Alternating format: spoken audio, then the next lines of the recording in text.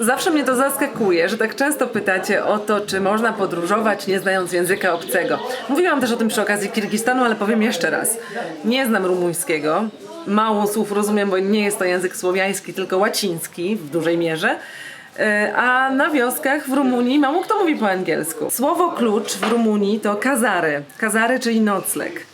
Pytacie przypadkową osobę o kazarę w dowolnym miejscu. Jeśli w miejscowości jest hostel albo hotel, to was najprawdopodobniej tam skierują, a jeśli nie ma, to na pewno, nie wiem czy na pewno, ale prawdopodobnie uda wam się znaleźć nocleg u lokalnych mieszkańców.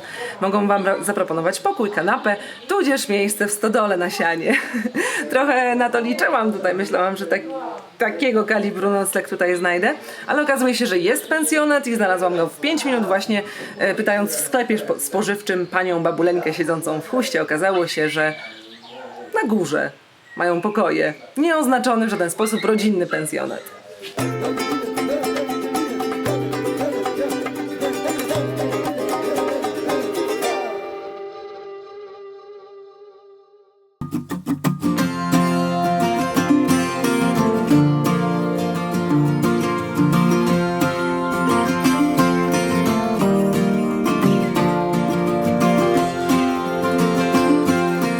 Założę się, że wielu z was spodziewało się, że na rumuńskiej prowincji to tylko brud, smród, ubóstwo. A to proszę bardzo. Nie dość, że jest czyściutko, to jeszcze jest bardzo naturalno, ekologicznie wszystko, czyli w takim modnym klimacie. Jeśli ktoś chciałby przyjechać z miasta, ulżyć sobie w trudach mieszczańskiego życia, to spokojnie mogłaby być taka modna mieścina. A to po prostu wioska jedna z wielu. All these busy people hurrying along. If they're not on the phone, they're all worried something's wrong. Making it important to be the first in line. So when the cookie crumbles, the best piece they will find. Odwiedzając rumuńską prowincję, można mieć wrażenie, że mieszkają tutaj tylko ludzie starsi i dzieciaki. I jest w tym trochę prawdy, dlatego że wielu młodych ludzi wyjeżdża, ludzi w sile wieku, 30-40-latków. Najczęściej do Anglii, Hiszpanii, Włoch i przysyłają pieniądze tym, co zostali. A ci, którzy zostali, zajmują się najczęściej sadownictwem, rolnictwem, tudzież kontemplacją życia, otoczeni naturą.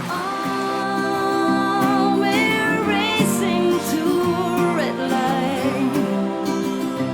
It's right there before our eyes, somehow hidden in plain sight. And we're all racing to red lights. Mówi się, że w podróży najbardziej liczą się ludzie, których spotykamy i od których możemy się czegoś nauczyć. W Rumunii dla mnie była to ona. Hello, this is my class. Okay, what's your name? Anais Russell, How old are you? 12 years old, And where are you from? Romania. How do you speak English so well? My dad is English and my mother is Romanian. What can you tell me about your country? I know you're just 12, but I see that you're very, very mature and smart girl. What do you think about your country? I think some parts I don't really like because the air is not fresh, but like this area is very nice. Fresh air, a lot of animals, and a lot of fun. And what are your biggest dreams? To be a photograph or a cook or I forgot what to be or a drawing artist. What makes us happy, you think? I think having fun, having a social life. Not that's because some people don't like a social life. Then I guess that's happy for them. But it's a hard question because everyone thinks happy as a different thing. So I guess happy is to be around nature, around animals, around friends. Imagine that adult people are listening to you. What would you say from the kids' perspective? What annoys you in adults? What Children? should I think they should do better? Yeah. Work as a team. Work as a team. What does it mean? Like for example, North Korea. You see Kim Jong-un trying to press his red button. Kidding, that was Donald Trump anyways. Okay, let's leave North Korea and world problems. I'm just asking about regular life. Teachers, like, do you Oh, teachers. yeah. They should teach us about life. Like, not just teach us, like, you should learn what 2 + 2 is. Of course you need to know that, but they should teach us, like, how can we make money? How does a bank work? How could you build a house by yourself? How could you make a tree house? How to cut a tree properly? How to use a car? Instead of teaching us math equations that we don't even really need. Yeah. Oh, it just went down. What is your plan for life from your adulthood? I think meeting my perfect boyfriend. Future husband, right? Yeah. And have a family and then travel with them in a lot of countries. Perfect. So you're looking for love. Looking for love. But not now. Of course not now. Because I'm practically still immature. Like, I'm still a small. So there is a party, I guess. Let's go back. Yeah. Just wait a second. I'm gonna take your photo with another lens. Thank you so much. You're really golden girl. Yeah. Thanks. High five. Tak, w moim pensjonacie jest dziecięca wycieczka.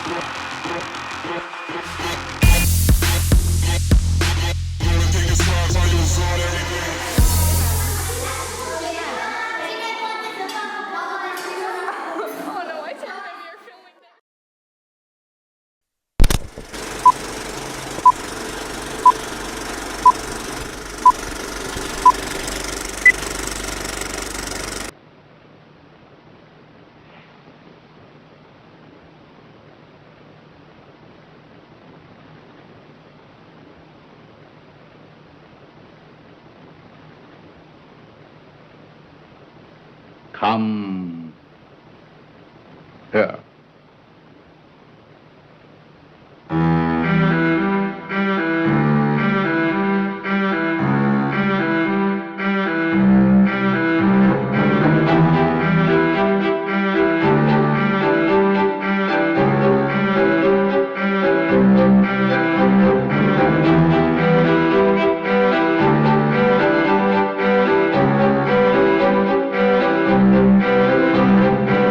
Wyobraźcie sobie, że jesteście gospodarzem wołoskim. Żyjecie w XV wieku, rządzicie swoimi ziemiami najlepiej jak potraficie, porządek zaprowadzacie mordując kilkadziesiąt tysięcy Bogu ducha winnych ludzi, no ale takie były czasy. Parę wieków później w miejscu waszego urodzenia jest restauracja i hotel, do którego przyjeżdżają całe pielgrzymki turystów. Lądujecie na pocztówkach, koszulkach, a dalej jest już tylko gorzej. Okej, to jest kilka tematów zmieszanych w jeden, ale faktem jest, że popkultura zaczęła mielić na masową skalę temat wampirów po książce irlandzkiego pisarza na temat księcia Drakuli, który był wzorowany na właśnie Vladzie Palowniku pochodzącym z Transylwanii.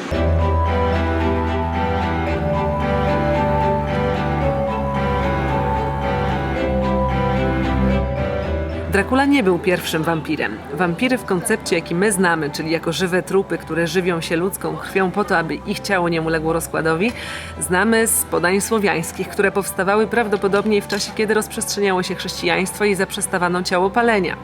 Przyczyn, dla których umarlak zamiast odejść w zaświaty rodził się ponownie jako wampir i przechodził na ciemną stronę mocy, jest wiele, ale moje ulubione to, że za życia był leworęczny, rudy lub miał monobrew. Now look with your vampire eyes.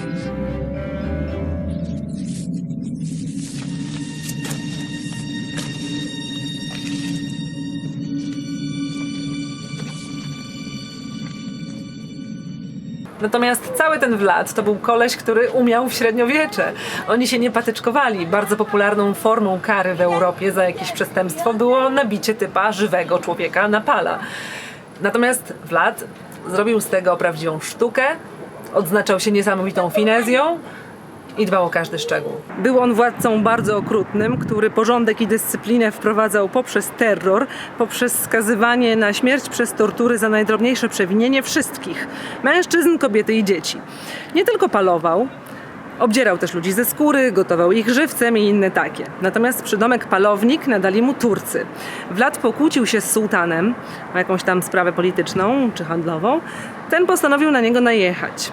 Vlad przez to, że miał zbyt mało liczne wojsko, postanowił zastosować inną metodę i żołnierzy sułtana przestraszyć. I udało mu się to. Zrobił wystawkę z 20 000 ciał ludzkich zawieszonych na palach i tym sposobem żołnierzom tureckim ukazały się takie widoki jak na przykład niemowlę przybite do piersi matki, na którym ptaki uwiły gniazdo. Metody tortur, które on stosował, opisane są bardzo szczegółowo w różnych książkach z tamtego okresu, dlatego że pokryło się to z wynalezieniem druku, więc te wieści i legendy się rozprzestrzeniły, natomiast ciężko zweryfikować, czy faktycznie on był aż takim psychopatą, czy tylko umiarkowanym. Ciężko zweryfikować prawdziwość tych doniesień. Co nie zmienia faktu, że zmarło wtedy od 40 do 100 000 ludzi. I tak wygląda w dużym skrócie behind the scenes hrabia Dracula z Transylwanii.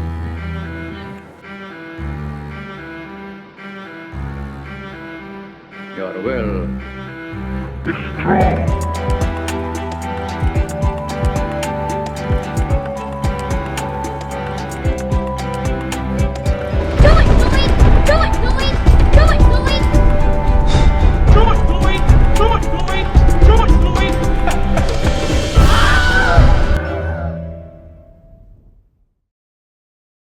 Ostatnio bardzo modnym słowem jest mindfulness, czyli taka obecność, uważność, takie zatrzymywanie się na chwilę w różnych sytuacjach i opowiadanie sobie samemu historii o tym, co się dzieje dookoła nas. Niektórzy uważają to za wstęp do medytacji. Ja to czasami robię, bo w niektórych sytuacjach jestem naprawdę w absurdalnych sytuacjach. No i dzisiaj sytuacja też jest dosyć ciekawa, dlatego że jestem w Maramureș, najbardziej dziewiczym regionie Rumunii, z jakimś Rumunem, którego nie znam i dopiero się poznaliśmy i jedziemy razem na 2-dniową wycieczkę. Jak do tego doszło? Skąd ja go wytrzasnęłam? Opowiem wam przy okazji posta na blogu, dlatego że wiąże się on niestety z moją największą porażką filmową, jaką poniosłam w Rumunii, czyli z czymś, co nie wyszło. Historia jest bardzo długa. No ale jemy piknik w Maramureș. Whatever she's saying, it's true. Mówiąc w skrócie, Vio miał być moim tłumaczem w projekcie, który ostatecznie mi nie wyszedł. Zamiast tego spontanicznie towarzyszył mi i pomógł w Maramureș.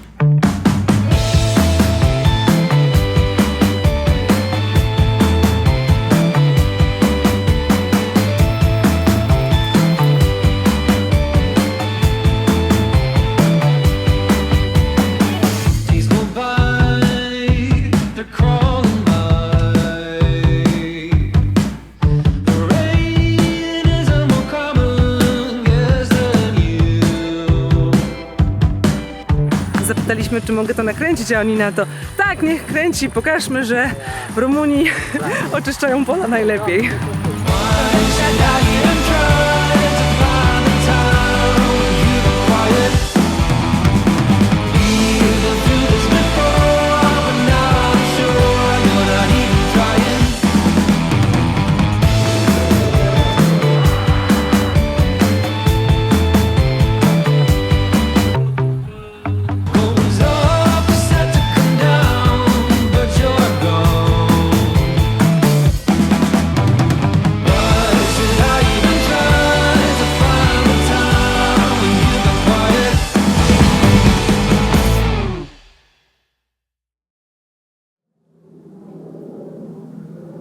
Jestem dzisiaj w miejscu, które ma rewelacyjny marketing.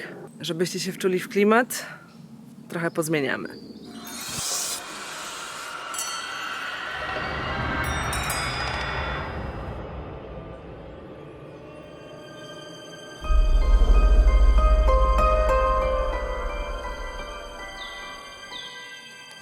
Las Hoya. Jedno z najbardziej tajemniczych miejsc na świecie. Mówi się o nim Trójkąt Bermudzki Rumunii, siedlisko szatana. Wrota do piekieł. Mówi się, że jest tutaj wejście, portal do innego wymiaru.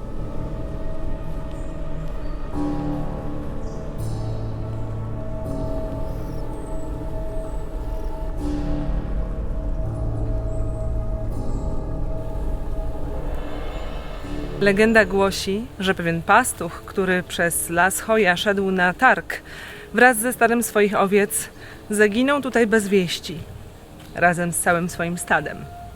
Przyjechało tutaj nawet kilka osób ze stopniem naukowym, naukowcy tak zwani, którzy zaobserwowali liczne zjawiska paranormalne, takie jak niewyjaśnione światła unoszące się nad drzewami, to, że wiele osób odczuwa ból głowy, dezorientację w tym lesie. Była też historia pewnej nauczycielki, która przyszła tutaj na grzyby i wyszła z tego lasu nie pamiętając, jak się nazywa.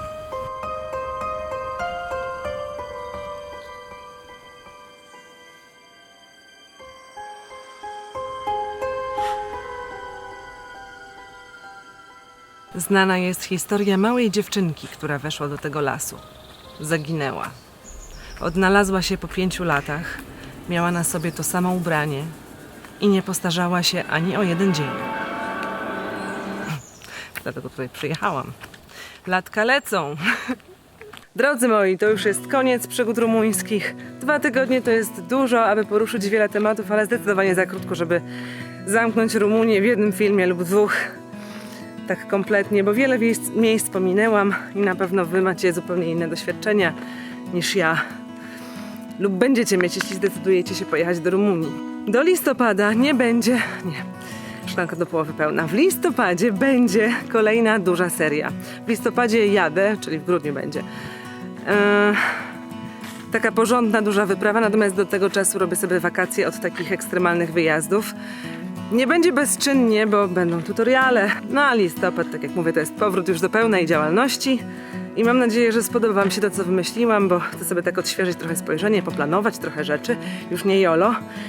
I rozwinąć ten kanał, a w jeszcze innym kierunku. Zobaczymy, czy wam się spodoba. A tymczasem do zobaczenia, cześć! Muszę stąd wyjść szybko, bo spocony człowiek w lesie ma przesrane. No i jakby nie patrzeć, zgubiłam się w tym lesie. Akurat w tym lesie musiałam się zgubić. Teraz wyjdę z amnezją.